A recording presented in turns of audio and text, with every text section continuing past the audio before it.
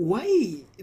I just want you to look at that photo. Very, very interesting. That is Pope Francis carrying his own bag. And I want to tell you for free that that photo made headlines because people were wondering, how can a whole pope, a world leader, one who meets the presidents, the kings, every public figure in this world, actually have a lot of admiration and respect for that man? Why is it that he carries his own bag? This is Marketplace Media, an online platform that engages, equips, and encourages believers to say, Ina Owezekana. If this is your first time in here, we encourage you to to subscribe to this channel. Please let us know where you're watching us from so that we can be please, if this program is a blessing to you, please let us know so that we can also continue improving on this program. My name is John Kimani. Welcome. Now we are continuing with the journey of talking what we call transformative leaders. Very, very important for us because we really need to talk about these transformative leaders. And just a quick recap of what we've been able to share.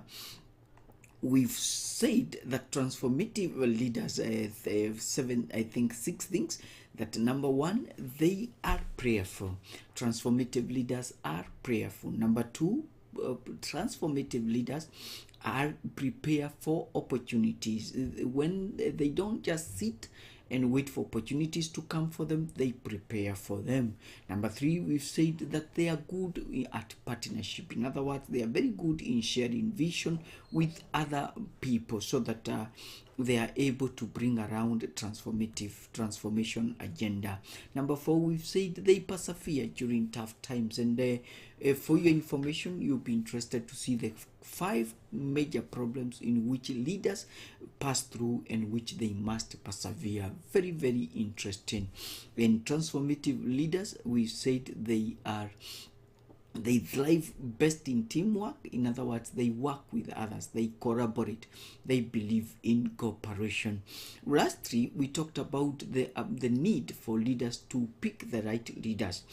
And just to show you something here very interesting, I need you to look at that for a minute.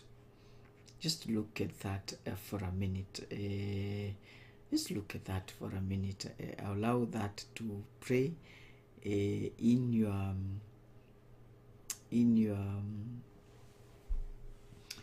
and just go to Facebook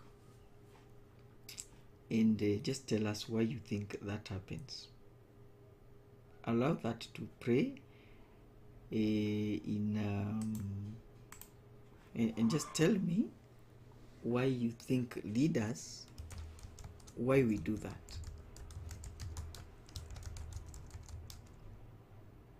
Just think about it for a minute and let us know why that happens. Okay? Please tell us.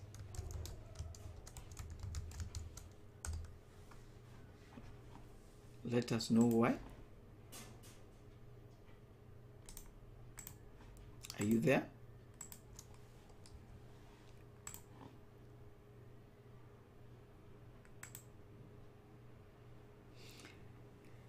I just want that photo again now, to look at those photos for a minute. Just think about the difference between the first photo and this second photo. See the first photo? Okay, and this one. Look at those two different photos. What do you think is the difference? Okay, what do you think is the difference? Now, let's get going.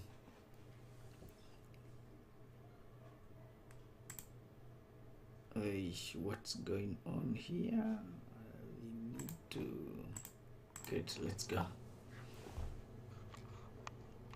Now, Transformative leaders are servants. That is the discussion of today. Now, we are living in an era where becoming a servant is seen as a weakness. Now, in the photo that we've been able to show, we've seen Pope Francis, the world leader, a religious leader for that matter, carrying his own bag. And he does it even when he is carrying, when he's greeting dignitaries. Interesting enough, when media people asked him, why is it that you carry your own bag? His response was amazing. I quote, I carried it because I've always done so when I travel. I carry it. What is inside? This is my razor, this is my breviary, there is the agenda, there is the book to read. I've always carried the bag when I travel. It's normal, but it must be normal. I don't know, what are you saying is a bit strange to me, that a photo has gone round the world, but it must get used to being normal, the normality of life. End of quote. That was Pope responding to questions on why he carries his own bag. And when I look at that, I always ask ourselves, when I look at the African leaders, when we interrogate African leaders, you see them carrying posh, driving in posh cars. We've even seen pastors, and we have no quarrels with them, carrying the air of dignity, posing and portraying and manifesting the pose of what would call, like political figures, actually photocopying the political figures. Today we would want to turn tables and ask ourselves, how can we be servants and leaders? Because that is very, very important. We've seen political officers, leaders, once they are elected in office, their lives change. They change their phone numbers, they change their residence, they move to places, they no longer come to the people. That they have that, they cut, they alienate themselves from the people.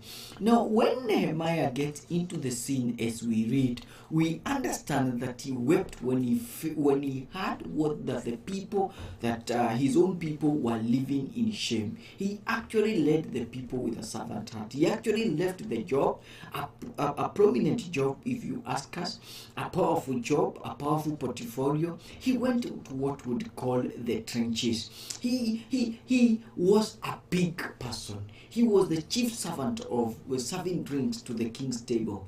But then he comes down to the trenches, as we've said, and actually comes to the people that were overtaxed, to people that were suffering, to the people that lived in shame, and he came to help them. Instead of looking inward, what is it that is in for me? What he did is that he asked, what is it that I can do for the people that are ahead of me? See, we have three types of leaders. We have what we call servant leaders, who ask, what is it that is in for me? And then we have what we call self leaders, who say, what is it that is for me? Selfish leaders, we have selfish leaders who are saying, what is it that I'm going to get? What would that agenda give to me? Then we have what we call servant leaders, who ask, what is it that I can do for the people? Now, in the public space, especially in our country, we've seen leaders who are very, very selfish, that they would show up in parliament 100% when it has everything to do with increasing their salaries. We've seen them. But when we look at Nehemiah, he was completely different, as you've said, and was able to do this work within a very short time, 52 days. If you read Nehemiah chapter 6, verse number 15, he was willing to do the hard task, and he did it with integrity. And the value of servant leadership has attracted a lot of attention. One of the articles in Kenyan Daily, the Standard, actually says servant leadership is key to public service. They have this to say, that leaders are public servants, not bosses. It actually chides or rebukes leaders who are abusive and arrogant. If you ask me, leaders who are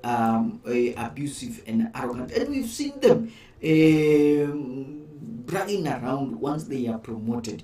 It asks, actually the article challenges the leaders to be polite, not to be rude. That when a servant leader has no space for rudeness, he has every space for courtesy, approachability, accessibility, gentleness, calmness. And servant leader is a leader who takes in suggestion from others and does not humiliate. So, in a nutshell, let's ask ourselves, what are those 10 must-have traits of a servant leader? Or how can you spot a servant leader? You need to look at these 10 traits that are very, very, very important. This is Marketplace Media, an online platform that engages, equips, and encourages believers to say, inawezekana. If this is your first time in here, we encourage you to hit the subscriber button so that every time when you upload a new video, especially on YouTube will be able to notify you. Now, let's continue with the discussion. We are discussing a transformative leaders, and we are asking ourselves, how can you be able to spot as a servant leader? Because you are either a servant leader or you are what we call a selfish leader. And when you are a selfish leader, then you lose leadership today, not even tomorrow. And we've said, and it is very, very important for us to say, that the world is looking for what we call servant leaders. Now, what are those 10 must-have traits of what we'd call a servant leader? I hope you are ready. Please to write them. Number 1, a servant leader encourages others to think less of themselves and more of others. A servant leader encourages others to think less of themselves and more of others. Number 2, a servant leader values others by caring for them. Values others by caring for them. Number 3, they hire servant leaders. They hire better leaders than themselves. They hire better leaders than themselves. In other words, they are not afraid to hire somebody who is better than them, because they are not. The goal here is to make things better. Okay, and they are willing. They are actually willing even to lose their positions if there is somebody else who can do the job better. Number 4, we are saying servant leaders are approachable. Servant leaders are approachable. What do? They look for suggestion of others, and they stop to talk to juniors, and they never humiliate others publicly. They are approachable. They look for suggestion from others. They will ask for suggestions, and they will stop to talk with the juniors, and they will never humiliate them in public. Number 5, servant leaders, when things go wrong, they look at the mirror and blame themselves.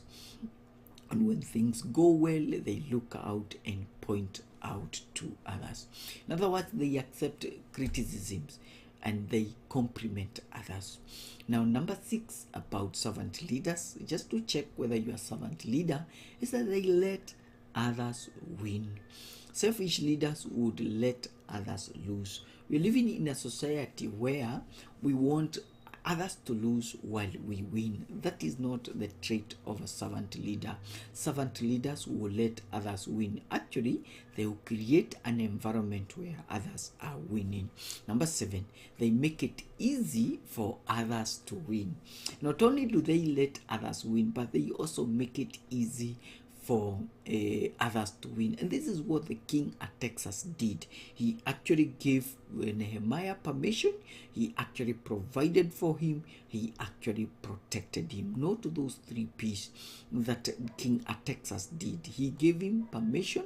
He gave Nehemiah permission. He also provided for him the materials that he needed. And number 3, very important, is that he offered protection.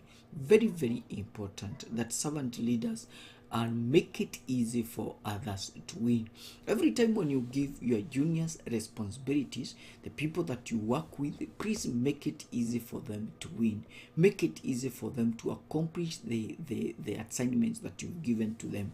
Please, you can do it by providing permission, by providing a protection, by providing what we call permission and protection and provision, so that they are able to do those assignments.